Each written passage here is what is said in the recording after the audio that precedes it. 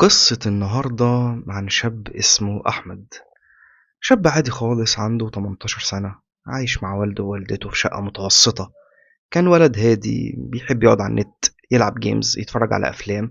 حياة عادية يعني زي أي شاب في سنه، ما كانش فيها أي حاجة مختلفة.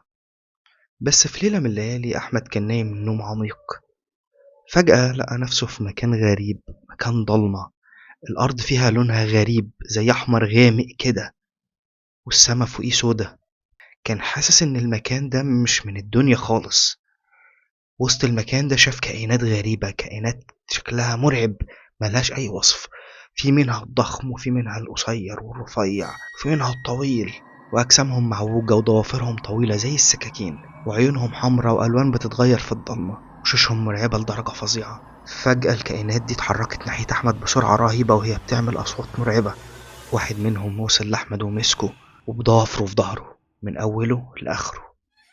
الألم كان شديد جدا، كان حاسس إن ظهره بيتقطع. أحمد صحي من النوم وهو بيصرخ، كان عرقان وقلبه بيدق بسرعة. أول ما صحي خد نفسه، بص حواليه. الحمد لله، الحمد لله، أنا كنت بحلم مش حقيقة. بس الحاجة الغريبة إن الألم كان موجود في ظهره فعلا، ما راحش، كان لسه حاسس بيه وكأنه حقيقي. قام من على السرير وشرب شوية مية وقال لنفسه: كابوس، كابوس، الحمد لله. وهدى نفسه وقال: مش معقول الواحد يحس بالوجع في الحلم كده. وفضل يتقلب لحد ما غلبه النوم. تاني يوم الصبح أحمد صحي وهو لسه حاسس بألم في ظهره. الحاجة دي خلته يستغرب جدا. قام رفع التيشيرت وبص كده في المراية. ايه ده؟ ايه ده؟ ايه اللي حصل؟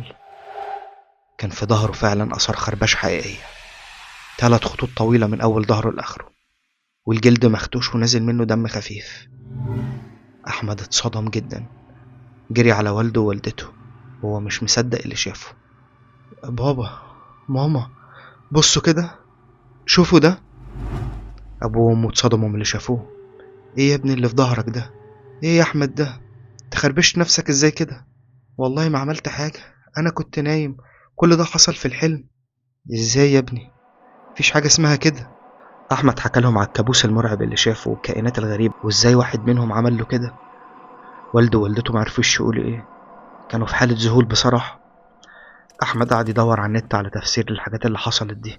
لقى كلام كتير ومتناقض، ناس تقول إن ده مس من الجن، وناس تقول إن دي كائنات من العالم الآخر بتحاول تاخده معاها، وناس بتقول إن دي أرواح شريرة بتوصل له عن طريق الأحلام عشان تعذبه.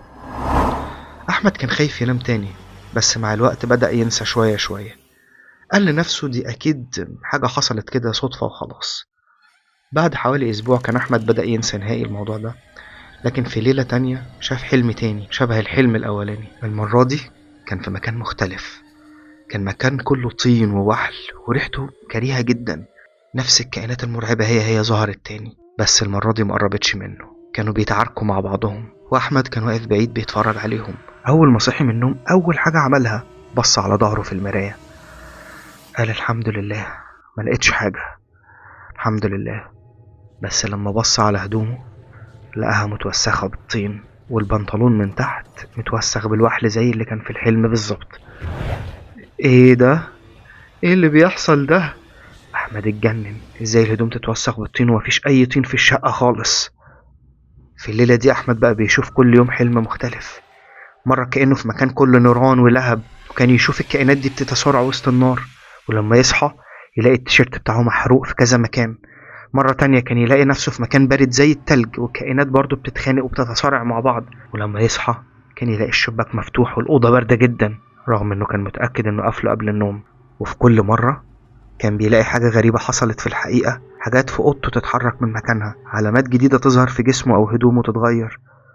أحمد بقى خايف ينام، كل ما يحلم أو يشوف كابوس يصحى يلاقي حاجة من الكابوس ده حصلت معاه في الحقيقة. كان بيشرب قهوة طول الوقت عشان يفضل صاحي، بس في الآخر كان النوم بيغلبه وينام غصب عنه. بعد أسبوعين من المعاناة دي أحمد قرر يعمل حاجة مختلفة، عايز يعرف إيه اللي بيحصل له بالظبط. راح اشترى كاميرا صغيرة وخباها في أوضته عشان يصور نفسه وهو نايم. وفعلا أول ليلة شغل الكاميرا وراح نام. تاني يوم الصبح بيبص على التسجيل، شاف نفسه الأول نايم عادي طبيعي مفيش أي حاجة، بس بعد شوية بدأ يتحرك بطريقة غريبة. كان جسمه بيتلوى في السرير وبيعمل حركات دائرية بإيده وبجسمه. كان شكله غريب جدا، كأنه بيرقص رقصة غريبة وهو نايم. بعد شوية شاف نفسه قايم من على السرير وهو لسه نايم. فتح باب الأوضة وخرج. التسجيل كان جايب باب الأوضة وهو مفتوح، بس مش عارف هو راح فين. ده كان بيحصل كل ليلة. أحمد كان بيشوف نفسه بيقوم من النوم وهو نايم، يخرج من الأوضة ويرجع تاني بعد ساعات. لكن في ليلة من الليالي لما بص على التسجيل شاف حاجة مرعبة. شاف نفسه الأول نايم عادي، وبعدين فجأة قام في وسط النوم قعد على السرير. بس المرة دي عيونه كانت مفتوحة وبتبص نظرة غريبة جدا، نظرة مش نظرته خالص. أحمد في التسجيل بص للكاميرا فجأة وابتسم ابتسامة مرعبة ملهاش دعوة بوشه خالص، ابتسامة باردة وشريرة. بعدين قام من على السرير ومشي ناحية الكاميرا ببطء، قرب شوية بشوية لحد ما وشه قرب للكاميرا قوي، والابتسامة المرعبة لسه زي ما هي على وشه، ومد ايده ناحية الكاميرا. وفجأة التسجيل وقف. أحمد كان بيترعش وهو بيتفرج على التسجيل ده. ده مش أنا، ده واحد تاني، ده مش أنا أكيد. من الليلة دي أحمد قرر مش هينام تاني أبدا مهما حصل. ليل نهار يشرب قهوة وشاي ومنشطات كتير عشان يفضل صاحي. كان خايف إنه لو نام تاني يمكن ما يصحاش أبدا، أو يحصل له حاجة أقوى من كده. بدأ يخرف من قلة النوم والخوف، عيونه بقت حمرة وبقى يكلم نفسه ويتخيل إنه شايف الكائنات دي في الليل والنهار. والده ووالدته خافوا عليه جدا وحاولوا يقنعوه ينام شوية، بس هو كان بيصرخ: لا لا، مش هنام، لو نمت مش هصحى، أنا هصحى واحد تاني. بعد 5 أيام من السهر المتواصل أحمد ما بقاش قادر يقاوم، وعينه بدأت تقفل لوحدها وجسمه بدأ يضعف من التعب. حاول يقاوم النوم بكل قوته، بس في الآخر ما قدرش والنوم غلبه. من كتر الخوف والسهر أحمد جسمه خلاص ما بقاش قادر، وعيونه بقت حمرة، بقى يحس إنه شايف الكائنات دي ليل ونهار. في ليلة كان قاعد في أوضته والهدوء كان مرعب. فجأة وهو صاحي سمع صوت بينادي عليه من آخر الأوضة، بس الصوت كان غريب، كأنه صوته هو بنفس نبرته، لكن مش هو. الصوت كان بيهمس: نام يا أحمد، نام نام، احنا مستنيينك. أحمد اتجمد مكانه وعرقه نزل وقلبه كان هيقف. بص حواليه بسرعة لكن الأوضة كانت فاضية، ولما بص في المراية لقى حاجة ترعب. انعكاسه في المراية كان بيضحك ابتسامة مرعبة في حين ان وشه الطبيعي كان ثابت مش بيتحرك. أحمد بدأ يصرخ: سيبوني سيبوني، ورمى أي حاجة قدامه على المراية لحد ما كسرها. لكن على الإزاز المتكسر الانعكاس كان لسه بيضحك. الإرهاق غلبه وعينه قفلت ونامت. في الحلم أحمد لقى نفسه في حفرة عميقة مليانة عظم وجماجم. الكائنات واقفة حواليه في دايرة بتعمل أصوات غريبة زي همهمة مرعبة.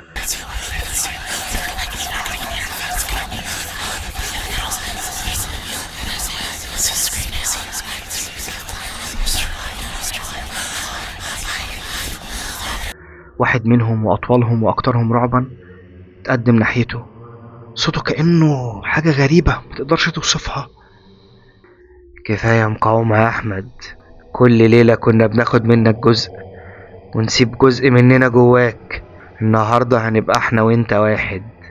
أحمد حاول يجري بسرعة بس رجليه ما اتحركتش.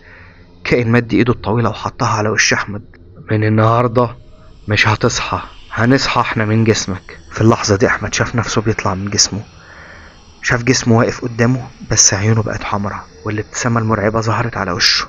حاول يصرخ: سيبوني، أنا هنا، أنا لسه هنا، سيبوني، بس محدش سمعه. صوته كان بيروح وبيختفي في الضلمة. تاني يوم الصبح والدة أحمد دخلت الأوضة عشان تصحيه. لقيته قاعد على طرف السرير ظهره ليها. صباح الخير يا حبيبي، انت كويس النهاردة؟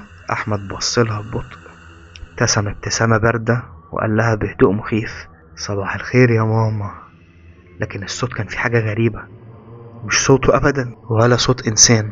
والدته اتجمدت مكانها، قلبها كان بيدق بسرعة من الخوف. مش عارفة ليه حست بأشعار في جسمها كله كأنها واقفة قدام شخص مش ابنها. في الأيام اللي بعد كده أحمد بقى هادي جدا زيادة عن اللزوم، ما بيتكلمش كتير، بيقعد في اوضته بالساعات، واحيانا والدته بتفتح الباب فجأة تلاقيه واقف في الضلمة ساكت مش بيتحرك وعينه مش بترمش. والاغرب انه في الضلمة عيونه كانت بتلمع لمعة غريب زي عيون الكائنات اللي احمد شافها. فجأة في يوم من الايام وبدون اي احداث غريبة تانية تحصل احمد اختفى من البيت وما لقاهوش خالص. فضل مختفي مدة طويلة، وبعد اختفاء احمد بفترة اهله لقوا كراسة صغيرة كان بيكتب فيها كل حاجة بتحصل معاه من اول ليلة حلم فيها بالكوابيس. جوه الكراسة دي كان في صفحات مليانة رسومات غريبة لأشكال كائنات محدش شافها قبل كده، بس هو كان بيشوفها في أحلامه. ورسمة واحدة منهم كانت متكررة في كذا صفحة، كائن ضخم وعينه سودة تماما. وفي آخر صفحة من الكراسة كان أحمد كاتب: أنا متأكد دلوقتي إن ده مش كابوس. كل مرة بنام فيها أنا بدخل عالمهم وهم بيحاولوا ياخدوني ليهم. اللي بيحصل لجسمي هنا هو انعكاس للي بيحصل هناك، ولو نمت مرة كمان هيفضلوا مسيطرين عليا للأبد. بعد أيام، واحد من أهل أحمد قرر ياخد الكراسة دي ويروح يوريها لشيخ معروف بعلاج الحالات دي. الشيخ أول ما شاف الرسومات وشاف الكتابة وشه اتغير وقال بصوت مرعوب: ده مش مس عادي يا ابني، أحمد اتورط في عهد مع كائنات من العالم التاني من غير ما يعرف. العهد ده بيتم عن طريق الأحلام، وكل مرة بينام فيها بيقرب لهم خطوة. وفي آخر ليلة هم نجحوا ياخدوا روحه معاهم، واللي اختفى مش أحمد، ده جسده، أما روحه فهي هناك. وفي الآخر الشيخ قال لهم حاجة غريبة خلت أهل أحمد ينهاروا. قال لهم اللي حصل ده مش هيقف عند أحمد، أي حد هيفضل يتابع حكايته ويتأثر بيها ممكن يفتح باب للعالم ده ويبدأ يشوف نفس الكوابيس.